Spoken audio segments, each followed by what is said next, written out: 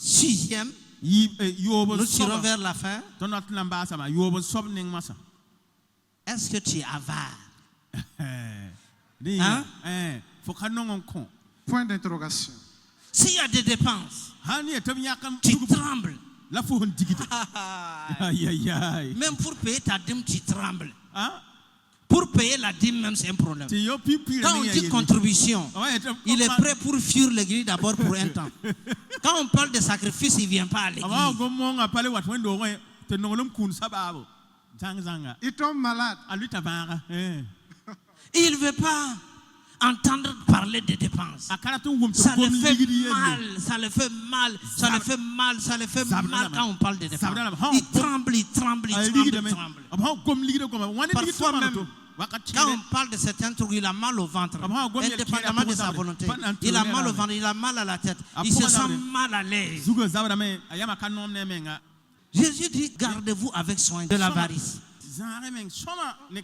Quelqu'un comme ça peut être heureux où?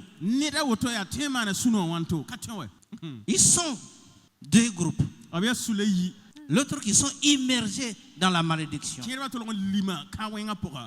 Lui là, il a l'argent, il a même beaucoup d'argent, mais il ne finance jamais ce qui est bon. Il est prêt pour payer la bière te donner, tu vas te détruire. Il n'est pas prêt pour payer nourriture de 500 pour toi.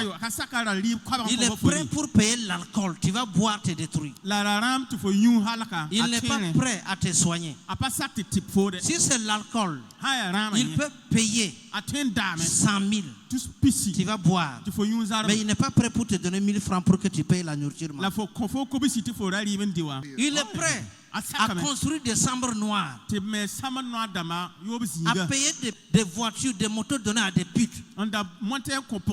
Il n'est pas prêt à dépenser là où ça va arranger, là où il va avoir la bénédiction là. Il n'est pas prêt à les faire. Tous ces dépenses sont guidées.